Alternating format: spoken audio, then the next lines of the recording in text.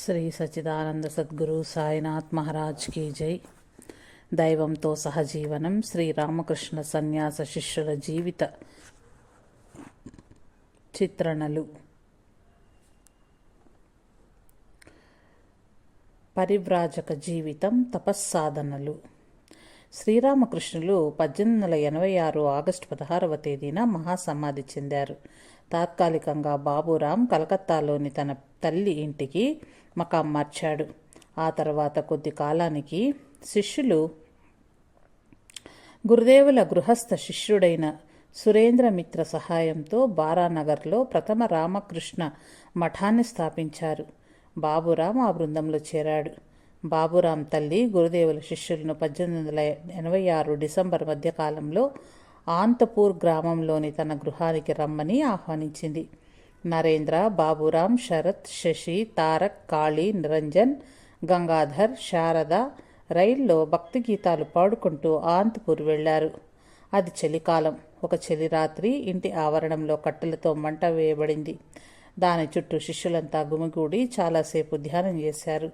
ఆ తర్వాత నరేంద్రుడు వారికి జీసస్ కథను చెబుతూ ఆయన మహోన్నత వైరాగ్యం గురించి నొక్కి వ్యాఖ్యానించాడు. దానితో బాగా ఉత్తేజితులై శిష్యులందరూ దుని ఎదుట సన్యాస దీక్ష స్వీకరించారు. ఆ పిదప వారు ఆ రోజు క్రిస్మస్ ముందర వచ్చే పండుగ రోజుని తమ సన్యాస దీక్ష ప్రమాణానికి అంతకన్నా పవిత్రమైన రోజు దొరికి ఉండబోదని అనుకున్నారు.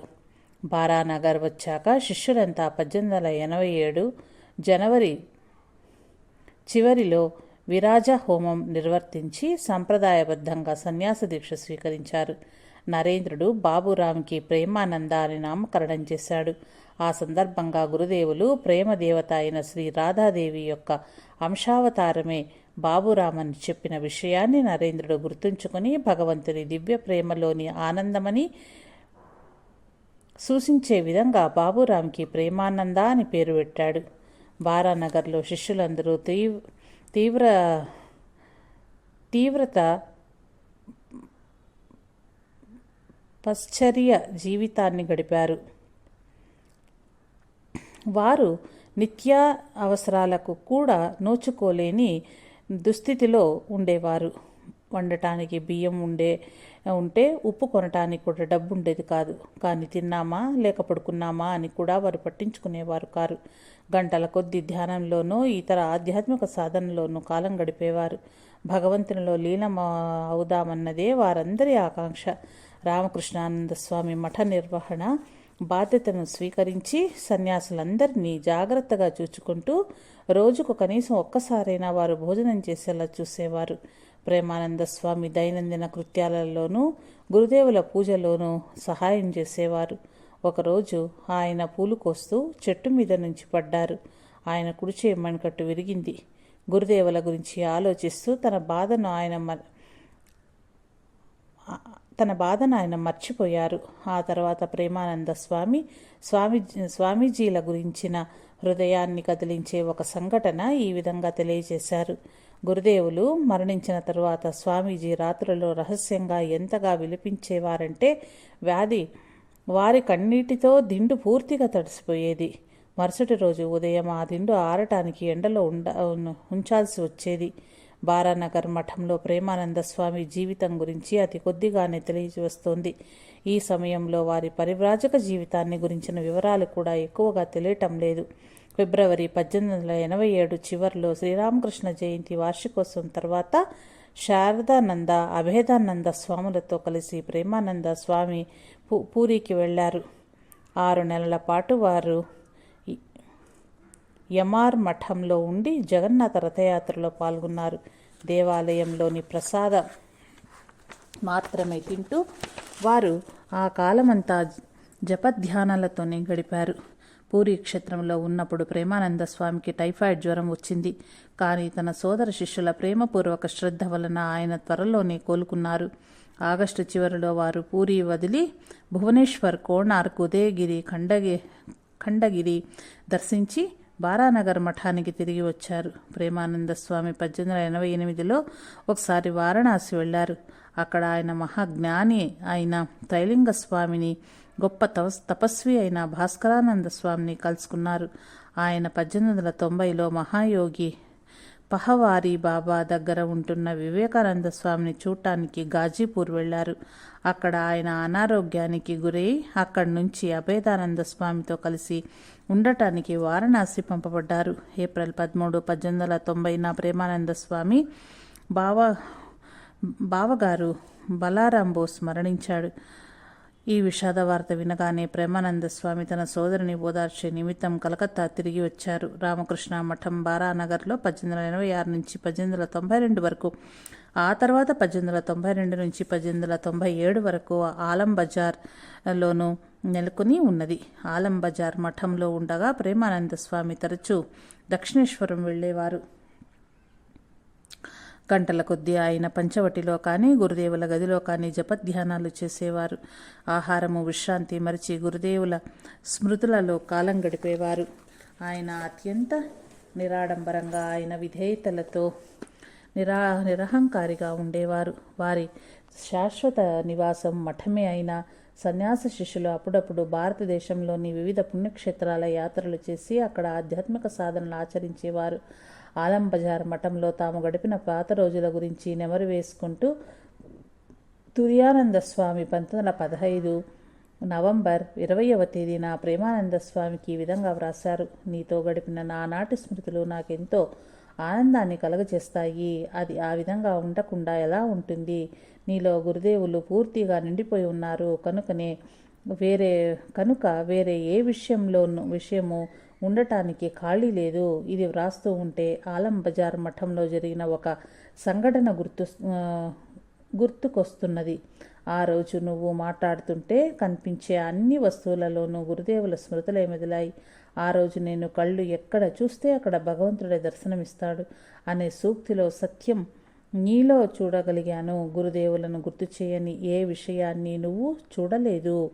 నీకిది గుర్తున్నదో లేదో కానీ నా మనసులో చెరగని ముద్ర వేసింది. భగవంతునిలో ఐక్యమవటం అంటే ఏమిటో ఆ రోజు నేను గమనించాను. ప్రేమానంద స్వామి 1895లో ఉత్తర భారతదేశంలోని వివిధ పుణ్యక్షేత్రాలను దర్శించి చివరకు బృందావనంలోని బలారాం డోస్ గారి విశ్రాంతి గృహం కాలాబావ కుంజాలో స్థిరపడ్డారు. ఆయన రోజల్లా భగవద్ధ్యానంలో గడిపి సాయంత్రం పూట దేవాలయాల్లో దేవతలను సందర్శించేవారు. డిసెంబర్ 1895లో రామకృష్ణానంద స్వామి ప్రేమానంద స్వామికి 2 ఉత్తరాలు రాశారు. వాటిలో గురుదేవులు మేనల్లుడైన హృదయం నుంచి తాను విన్న గురుదేవుల బృందావన యాత్ర గురించి వివరంగా వ్రాశారు. ఆ బృందావన యాత్రకు గురుదేవులతో పాటు హృదయుడు కూడా వెళ్ళాడు. గురుదేవుల బృందావన యాత్ర గురించి తన మనోపలకంపై ప్రేమానంద స్వామి ఊహించుకోవటానికి ఉత్తరాలు సహాయపడ్డాయి. కొద్ది కాలం తర్వాత బ్రహ్మచారి కాళీ కృష్ణ ప్రేమానంద స్వామితో చేరాడు. శ్రీకృష్ణు ఊయల ఉత్సవం సమయంలో వారు వైష్ణవ సాధువు భక్తమాల్ అనే ఆయనతో కలిసి బృందావన ప్రదక్షిణం చేద్దామని నిర్ణయించుకున్నారు.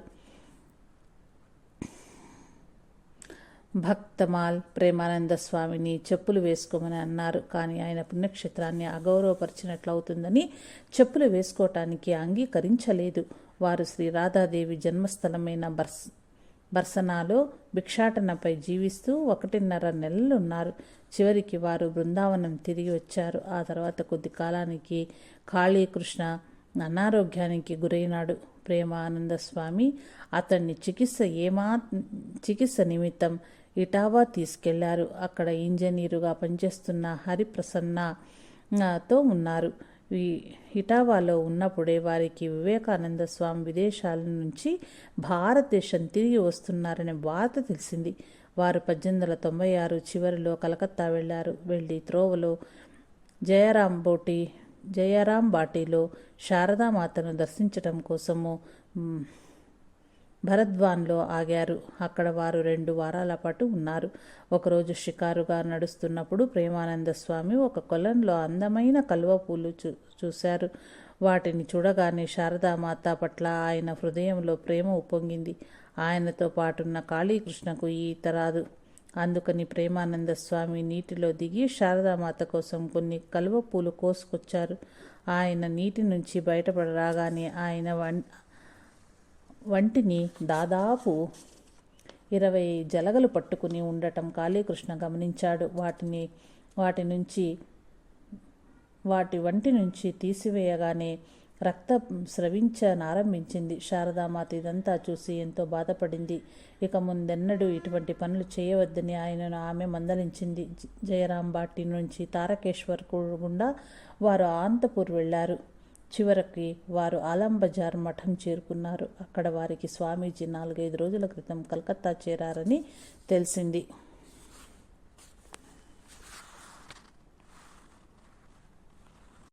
పాశ్చాత్య దేశాల నుంచి తిరిగి వచ్చాక వివేకానంద స్వామి ఆలం బజార్ మఠంలో క్రింది విధంగా నిత్య కార్యక్రమం ఏర్పాటు చేశారు. ఉదయం ధ్యానం, స్తోత్ర పఠన, వ్యాయామం, కర్మయోగం. మధ్యాహ్నం శాస్త్ర తరగతులు, ప్రశ్నలు, సమాధానాలు. సాయంకాలం ఆరతి, దైవ ప్రార్థన, ధ్యానం.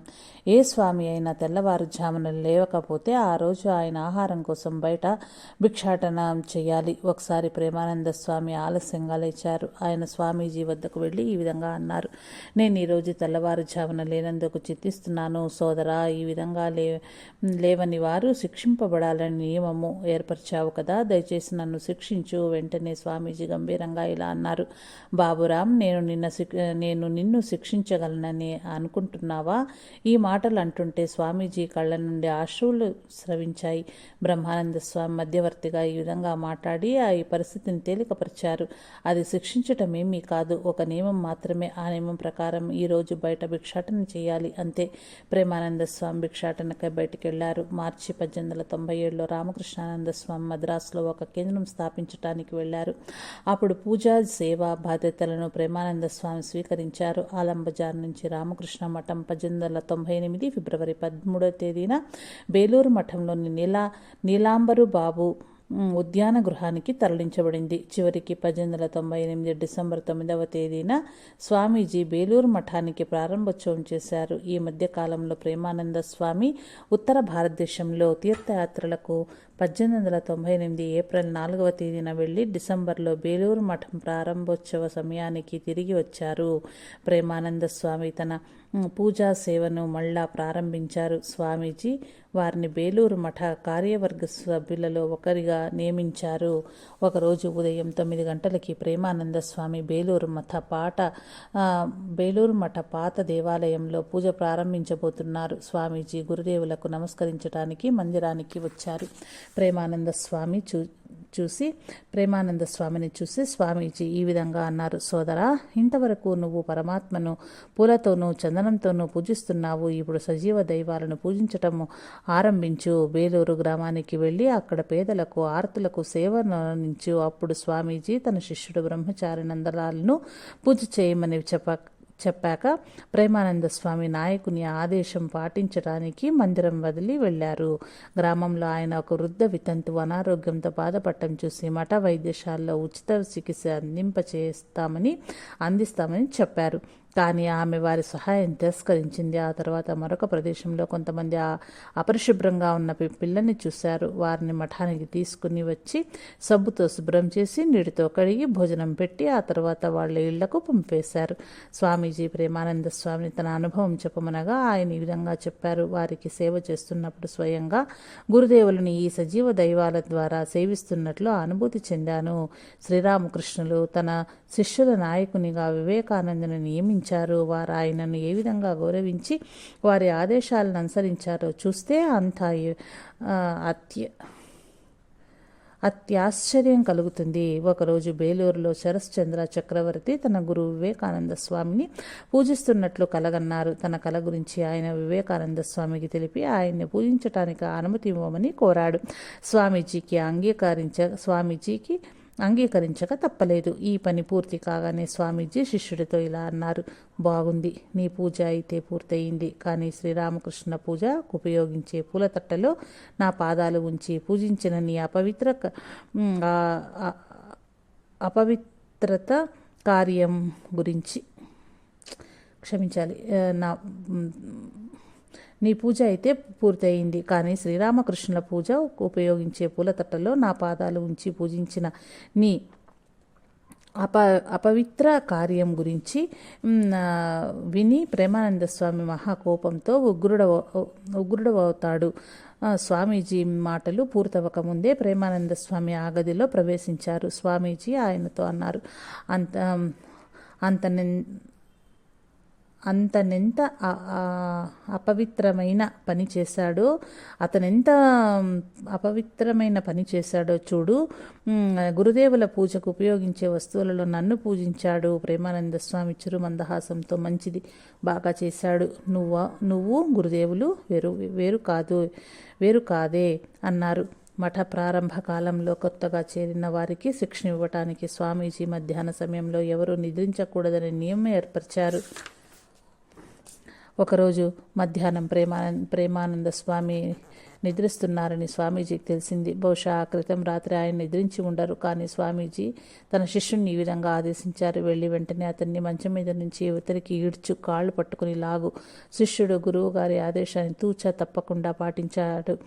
ప్రేమానంద స్వామి పెద్దగా, ఏం చేస్తున్నావు, ఆగు ఆగు అని అరిచారు. కానీ అతడు ఆగలేదు. స్వామీజీయే దీని వెనుక ఉన్నారని ప్రేమానంద స్వామికి అర్థమైంది. అందుకని అతడినేమీ అనలేదు. సాయంత్రం హారతయ్యాక స్వామీజీ తన గదికి ఉత్తర వరండాలో పచార్లు చేస్తున్నారు. ప్రేమానంద స్వామిని చూడగానే ఆయన్ను కౌగలించుకుని ఇలా అన్నారు, సోదరా, నిన్ను గురుదేవులు తన హృదయంలో పెన్నిదిగా పదిలపరుచుకునేవారు. నేనేమో నిన్ను మంచం మీద నుంచి ఈడవమని చెప్పాను. నేను ఇక్కడ ఉండటానికి అర్హుడను కాను. ఈ మాటలన్న తరువాత ఆయన ఆగకుండా వెక్కి వెక్కి ఏడవనారంభించారు. ఆ రోజు స్వామీజీని ఓదార్చడం ప్రేమానంద స్వామికి ఎంతో కష్టమైంది. ప్రేమించిన వారే పాలించగలరు అనే ఆరోక్తి ఉన్నది. నిస్వార్థతో కూడుకుని వ్యక్తిగత ప్రయోజనాలు, ఉద్దేశాలు ఏవీ లేని స్వామీజీ మహత్వాన్ని సోదర శిష్యులందరూ గుర్తించారు. ఆయన నిజమైన నాయకుడు. ఉన్నతాదర్శనం పట్ల ఆయన రాజీ పడలేదు. సత్యాన్ని పలుచన చెయ్యలేదు. ఒకరోజు మధ్యాహ్నం స్వామీజీ కొత్తగా చేరిన స్వాములకి శిక్షణ తరగతుల్లో బోధిస్తున్నారు. అది సాయంత్రం వరకు కొనసాగింది. మందిరంలో సాయంత్రం ఆరతికి ఎవ్వరూ లేకపోవటం చూసి ప్రేమానంద స్వామి తరగతి జరిగే గదికి వెళ్ళి యువ సన్యాసులతో ఈ విధంగా అన్నారు, మీరేం చేస్తున్నారు? ఆరతికి రావటం లేదా? తరగతి ముగించి వెంటనే రండి. స్వామీజీకి వెంటనే ప్రేమానంద స్వామిపై కోపం వచ్చి కఠినంగా ఇలా అన్నారు, నేను ఇక్కడ చేస్తున్నది పూజ కాదని నీ అభిప్రాయమా? నువ్వు మందిరంలో గంట కొడితేనే అది పూజ అని నీ భావమా? ఈ విధంగా ప్రేమానంద స్వామిని దూషించసాగారు. ప్రేమానంద స్వామి ఖిన్నుడైనారు.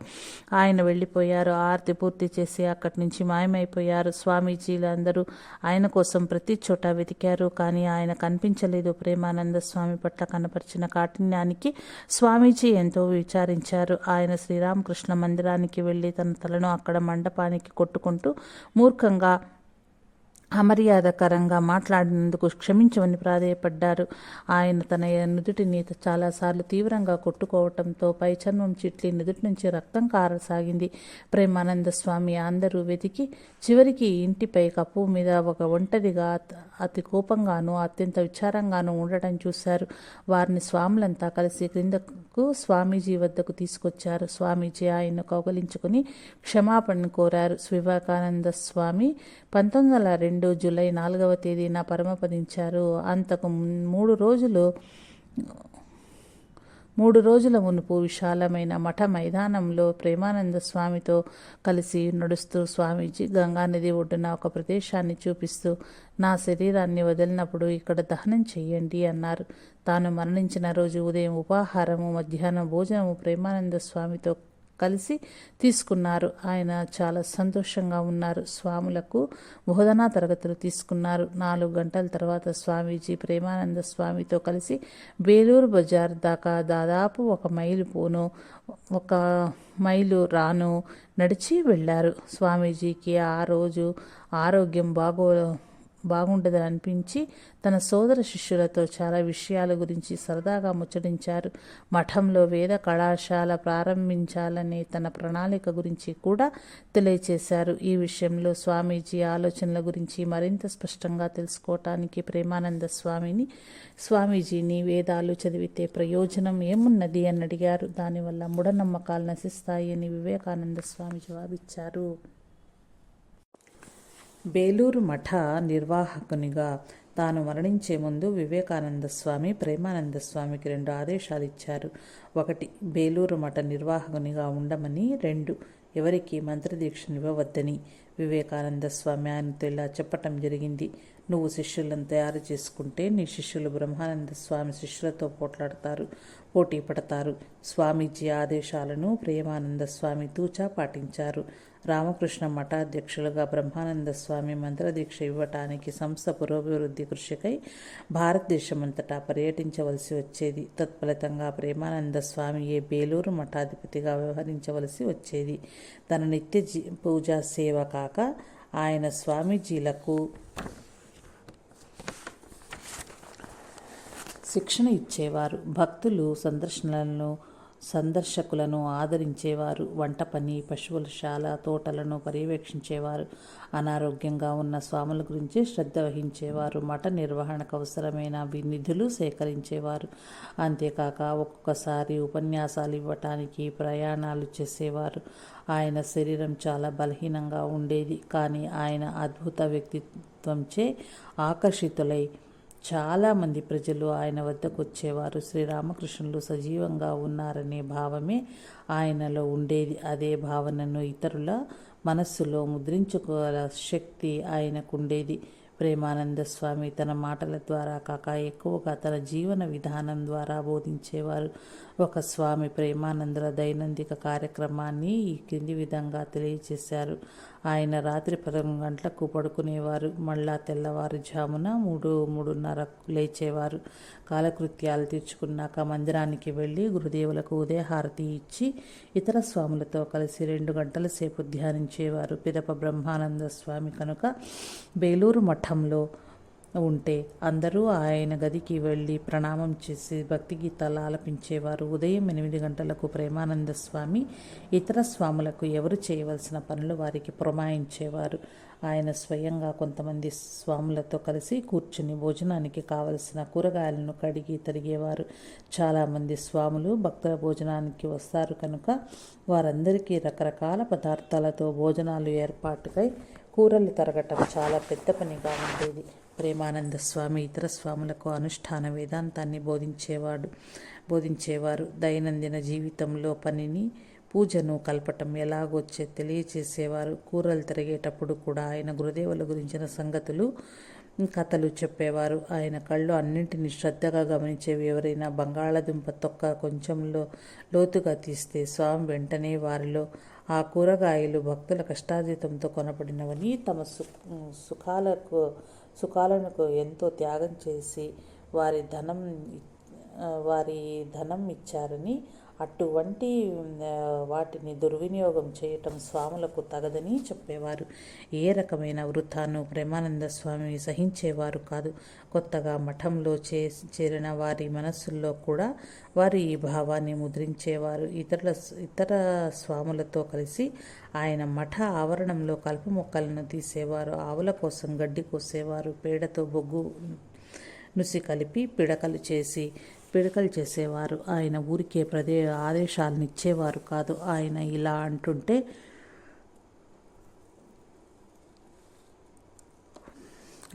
ఇలా అంటుండేవారు: ప్రతి పని అత్యంత పవిత్రమైనదే. మీరు కూరలు తరిగినా, పిడకలు చేసినా, బయట ఉపన్యాసాలు ఇచ్చినా, దేవాలయంలో పూజ చేసినా ప్రతి ఒక్కటి భగవంతుని సేవయే. ప్రతి ఒక్క పనిని అత్యంత పూజనీయంగా చేయటం నేర్చుకుని నీ హృదయాలను పవిత్రం చేసుకోవాలి. మనలోని పరిపూర్ణతను పరిచేదే నిజమైన మతం. ప్రతి ఒక్క క్రియలోనూ ఈ పరిపూర్ణతను వ్యక్తపరచమని ప్రేమానంద స్వామి నొక్కి ఒక్కాణించేవారు. అశోకానంద స్వామి ఈ విధంగా జ్ఞాపకం చేసుకున్నారు: అహంకారాన్ని పూర్తిగా విడనాడమని, అశ్రద్ధను పూర్తిగా విడిచిపెట్టమని, ప్రాపంచిక కోరికలను పూర్తిగా త్యజించమని నిరంతరము స్వాముల మనస్సుపై ముద్రింప ప్రేమానంద స్వామి తీవ్ర కృషి చేశారు. మొదటి నుంచి చివరి వరకు ప్రతి పనిని చక్కగా పొందికగా చేయాలనేవారు. అందుకు గల కారణాలన్నీ ఒకసారి ఆయన ఈ విధంగా వివరించారు: నా బిడ్డలారా, ఒక్క రోజున మీరు బాధ్యతాయుతమైన పనులు చేయవలసి వస్తుంది. చిన్న విషయాలలో బాధ్యత నేర్చుకోకపోతే పెద్ద విషయాల్లో బాధ్యత నేర్చుకోలేరు, మోసగిస్తారు. కూరలు తరిగాక ఆయన గంగలో స్నానం చేసి శ్రీరామకృష్ణ పూజ చేయటానికి మందిరానికి వెళ్ళేవారు. అది చాలా సాధారణమైన పూజ, కానీ అత్యంత భావయుక్తమైనది. దాదాపు ఒక అరగంట ధ్యానంలో కూడుకొని ఉండేది. సుమారు ఉదయం 10:30 గంటలకి ఆ పూజ పూర్తయ్యేది. తర్వాత ఆయన పూల తొట్టి తీసుకెళ్ళి గంగామాతకు సమర్పించేవారు. ఆ తర్వాత కొంచెం ప్రసాదము తీసుకునేవారు. భక్తులు కానీ అతిథులు కానీ వచ్చి ఉంటే వారితో గురుదేవుల ఉపదేశాల గురించి మాట్లాడేవారు. లేకపోతే కూర తోటల్లోనూ పశువుల శాలలోనూ పర్యవేక్షించటానికి వెళ్ళేవారు. ఉదయం 11:30 గంటలకి ఆయన గురుదేవునికి వండిన ఆహారం నివేదించి ఆ తర్వాత తాను కూడా భోజనం చేసేవాడు. కాసేపు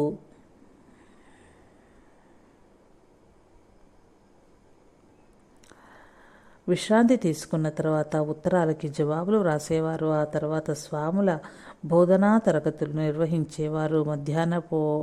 మధ్యాహ్న పూట ఆయన వ్యాహ్యాలకి వెళ్ళేవారు. సాయంత్రం ఆరతికి నిర్వర్తించి ధ్యానానికి కూర్చునేవారు. తర్వాత ప్రేమానంద స్వామి సందర్శకుల గదిలో భక్తులను స్వాములను కలుసుకునేవారు. అక్కడ భక్తి గీతాలాపన కానీ, వివేకానంద స్వామి రచనల నుండి పఠనము, చర్చ కానీ జరిగేవి. లేదా గురుదేవుల స్మృతులను తెలియజేసేవారు. రాత్రి భోజనానికి గంట కొట్టగానే ప్రేమానంద స్వామి మందిరానికి వెళ్ళి గురుదేవులకు ఆహారం నివేదించి ఆ తర్వాత ఇక ఆ రోజున మందిరాన్ని మూసివేసేవారు. అప్పుడు తను రాత్రి భోజనం చేసేవారు. తాను పడుకునే ముందు సందర్శకులకు వచ్చిన భక్తుల అవసరాలు సరిగ్గా పట్టించుకున్నారో లేదో అని గమనించి వారికి పడుకోవటానికి దుప్పట్లు తదితరులు ఏర్పాట్లు చేసి వారు సౌఖ్యంగా ఉన్నారని, వారి గురించి సరైన శ్రద్ధ తీసుకోబడిందని సంతృప్తి చెందాకనే తాను పడుకునేవారు. ఇది ఆయన దైనందిక కార్యక్రమము. రామేశ్వరానంద స్వామి ఈ విధంగా గుర్తు చేసుకున్నారు. తెల్లవారుజామున నుంచి పడుకునే వరకు ప్రేమానంద స్వామి తన సమయాన్నంతా గురుదేవుల స్వామీజీల భక్తుల సేవలో గడిపేవారు. ఆయన మూర్తీభవించిన సేవాస్వరూపము. గురుదేవులకు ఆయన చేసే సేవ సజీవంగా ఉండేది. గురుదేవులు మంచం మీద నుంచి లేవటము, ముఖం కడుక్కోవటము, భోజనం చేయటము, మంచం మీద విశ్రాంతి తీసుకోవటము, తోటలో నడవటము, ఇవన్నీ తాను స్వయంగా చూస్తున్నట్లే ఆయన భావించేవారు. మొక్కల సంరక్షణ చేసే స్వాములకు గులాబీ మొక్కల కొమ్మలను కత్తిరించమని, లేకపోతే అవి గురుదేవుల బట్టలకు పట్టుకుంటామని ఇబ్బంది కలగకుండా శ్రద్ధ వహించమనేవారు.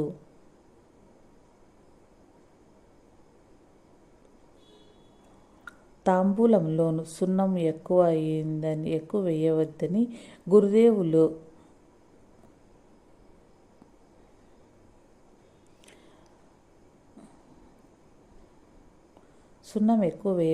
గురుదేవులు నోరు పొక్కిపోతుందని అనేవారు. ఆయన వేడిగా అన్నం తింటారని, అందుచేత చల్లారని అన్నం వడ్డించవద్దు అనేవారు. పూజకు చందనం తీసేటప్పుడు దానిలో పలుకులు ఉండకుండా మెత్తగా ఉండాలనేవారు. దక్షిణేశ్వరంలో గురుదేవులు పూజలను మంచి అగరవత్తుల సువాసనను ఇష్టపడేవారు కనుక గురుదేవుల మందిరాన్ని పూలతో అలంకరించి సువాసన గల అగరవత్తులను వెలిగించేవారు. గురుదేవులను నిద్రపుచ్చేటప్పుడు దోమతెర క్రిందకు దించి మానసికంగా వారి పాదాలను ఒత్తమనేవారు. గురుదేవుల మంచము ఎక్కువ బల్లపై ఒక గ్లాసుతో నీరు ఉంచమని, గురుదేవుల మంచం పక్కన బల్లపై ఒక గ్లాసుతో నీరు ఉంచమని, ఒకవేళ ఆయన అర్ధరాత్రి లేస్తే వాటిని తాగుతారనేవారు. గర్భగుడిలో గురుదేవుల చిత్రపటంపై వస్త్రాన్ని ప్రతిరోజు మార్చిమనేవారు. నేను 1916-17లో మందిరంలో పూజ చేసేవాడిని. ఒకరోజు ప్రేమానంద స్వామి నన్ను ఈ విధంగా అడిగారు, గురుదేవుల వస్త్రాలు బాగున్నాయా నాయనా? జాగ్రత్తగా చూడు. ఒక కొత్త వస్త్రాన్ని గురుదేవునికి సమర్పించి అది నేను వేసుకోబోతుంటే గురుదేవులు నాకు కనిపించి, బాబురాం, నువ్వు కొత్త వస్త్రం ధరించుకోబోతున్నావు. నా చొక్కా చినిగిపోయింది. నువ్వు నిన్నిప్పుడు ప్రేమించటం లేదా అన్నారు. అప్పుడు మేమిద్దరం మందిరానికి వెళ్ళి చూస్తే గురుదేవుల చొక్కాను ఎలుకలు కొరికి చింపి ఉన్నవి. భక్తుల సేవలో భగవత్ సాక్షాత్కారం పొందిన వ్యక్తి ఏ విధంగా ప్రవర్తిస్తాడో, పనిచేస్తాడో, ఈ ప్రపంచంలో ఉంటాడో ప్రేమానంద స్వామి జీవితం తెలియజేస్తుంది. జనుల బాధలు చూసి ఆయన హృదయం ప్రేమ, దయలతో ఆర్ద్రమై ఏ విధమైన స్వార్థము, ఇతర ఉద్దేశాలు లేకుండా సేవ చేసేవారు. ఆయనకు పనియే పూజగా మారేది. హిందూ శాస్త్రాలు ఈ విధంగా చెబుతున్నాయి. భగవంతునికి భక్తులుగా ఉండేవారు నిజానికి భక్తులు కాదు. భగవద్భక్తులకు భక్తులుగా ఉండేవారే నిజానికి భక్తులు. గురుదేవుల సేవ, భక్తుల సేవ రెండు వేరు కాదని ప్రేమానంద స్వాములకు ఉపదేశించేవారు. శ్రీరామకృష్ణుల సూక్తిని ఇలా ఆయన ఉటకించేవారు: భాగవతం, భక్తుడు, భగవాన్, ఈ మూడు ఒకటే. ఇంకొకసారి ఆయన ఈ విధంగా అన్నారు: గురుదేవులు దక్షిణేశ్వరంలో భవన అంచున నిలబడి, ఓ భక్తులారా, మీరెక్కడ ఉన్నా వెంటనే రండి అని పిలిచారు. ఆ పిలుపు మాలో కొద్దిమందికి మాత్రమేనా? మిమ్మల్ని ఇంకా మరెందరినో ఆయన పిలుస్తున్నారు. గురుదేవుల భక్తులందరూ ఇంకా రాలేదు. పుష్పాలు వికసించినప్పుడు తేనెటీగలు వాటంతటవే చేరుతవి. ప్రేమానందుల ప్రేమ, ఆకర్షణీయమైన వ్యక్తిత్వము అనేకులను బేలూరు మఠానికి ఆకర్షించింది. భక్తులు ఒక్కొక్కసారి వేళగాని వేళల్లో ఎప్పుడు పడితే అప్పుడు వస్తూ ఉండేవారు. వారిని స్వామి ప్రేమమయ మాతలాగా ఆదరించేవారు. ఆ భక్తులకు ఆహారం, ఆతిథ్యం, ప్రేమ, ఆధ్యాత్మికతలతో సేవించటం స్వాముల మహాభాగ్యంగా ఆయన పరిగణించేవారు. ఒక్కోసారి ఆయన తాను తినకుండా కూడా భక్తులకు భోజనం పెట్టేవారు. భక్తులు అప్పుడప్పుడు భోజనాలు అయిపోయాక వచ్చేవారు. వారి కోసం ఆయన వంటగదికి వెళ్లి స్వయంగా వంట చేసేవారు. అయితే ఆయన ఆ విధంగా చేయటం ఇతర స్వాములకు ఇష్టం ఉండేది కాదు. కానీ ఆయన, మీరంతా ఎంతో కష్టపడి ఉన్నారు, ఇప్పుడు నన్ను వండనివ్వండి, పర్వాలేదు అనేవారు. ఒక్కొక్కసారి భక్తులు అర్ధరాత్రి వచ్చేవారు. వారప్పుడు భోజనం చేద్దామనుకుంటే స్వాములు లేచి అన్నం వండేవారు. వాళ్ళు పడుకోవటానికి అదనంగా పడకలు లేకుంటే తమ మంచాలు ఇచ్చేవారు. ఒక స్వామి ఆనాటి సంఘటనని ఇలా గుర్తు చేసుకున్నారు: ఆ రోజులలో నాకు నిద్ర ఉండేది కాదు. ఒక బెంచీ మీద 2-3 గంటలు మాత్రమే కునుకుపాట్లు పడేవాడిని. స్వాములు ఎవరైనా విసుక్కొని నసుగుతుంటే ప్రేమానంద స్వామి